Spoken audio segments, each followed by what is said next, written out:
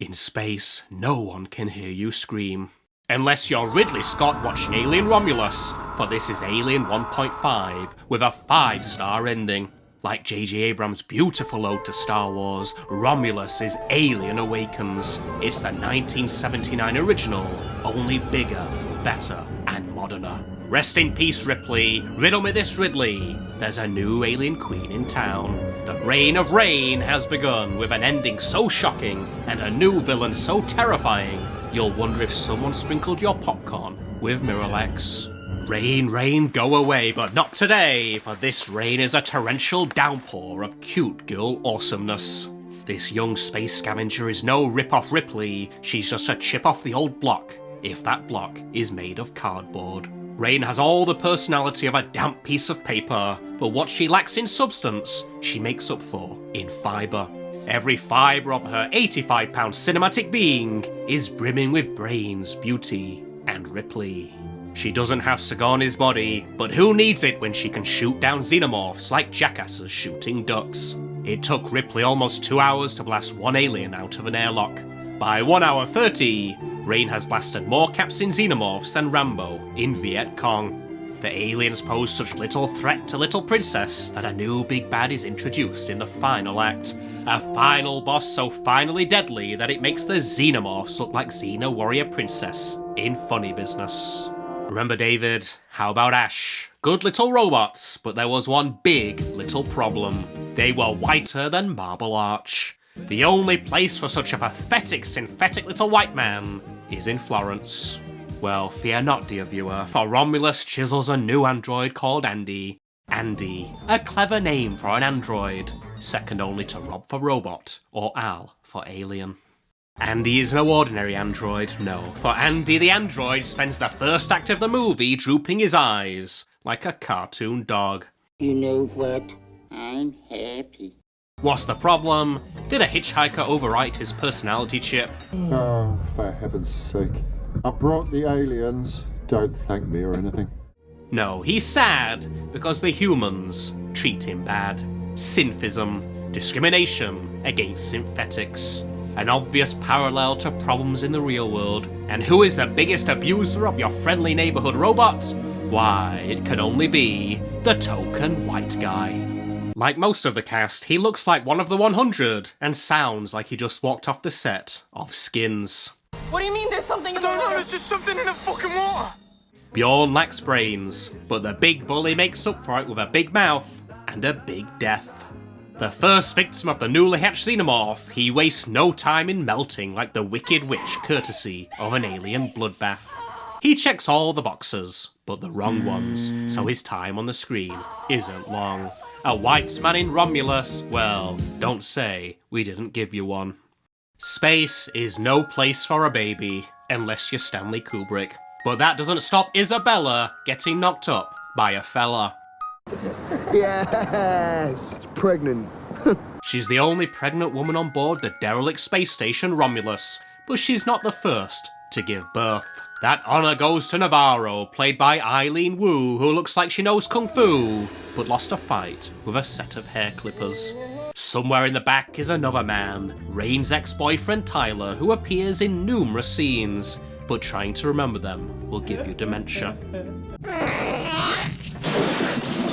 An alien movie is only as good as its aliens, and Romulus lets them roam free like free-range chickens on a killing spree bleeding acid, or doing acid. First up, the Facehuggers. No disgrace, they take their rightful place right in the face of multiple heroes, until one bursts free from a woman's bust. The original Alien had one Facehugger. Romulus does you 2001 better. There are more facehuggers than fleas on a dog with rabies. In one pulsating scene, Rain and What's-His-Face go full Tom Cruise to outrun an army of the Fuggers, and only escape with 3 milliseconds to spare. Romulus is a movie that makes you care, with the old maxim, more is better. The facehuggers are hungry for Chinese, and Navarro is first on the menu. Baby G bursts free and the alien game is afoot. The little xenomorph is on the hunt, and the humans are the hunted. As the Scooby Gang tiptoe through the USG Ishimura, Romulus, there is one guy who now must die. the token white guy. Unable to keep his testosterone levels in check, he loses control and smashes away at the alien while it's growing inside a cocoon. Despite already knowing that they bleed lethal acid, Bjorn acts like he was born yesterday and withers away like child's play. Uh-oh, it turns out this is no alien movie, but Gremlins. The xenomorphs multiply like Gizmo jumping in a jacuzzi. There are now more aliens on Romulus than in the Rio Grande. Sigourney had one to battle. Drizzle has to fight a deluge. And fight she does. With the help of Android Andy, Rain morphs into Kim Ye-ji and shoots a swarm of Xenos down, like Dirty Harry in Zero Gravity. If only Ripley had a gun in number 1, Alien wouldn't have been a film, but a YouTube short. The endless aliens in Romulus are another testament to more is better. In one badass scene, Andy the android says Ripley's iconic line before swatting away another xenomorph. Get away from her, you bitch! Out of character for Andy in a movie set before Ripley even says it, but who cares, because this is Android awesome. Get away from her, you bitch!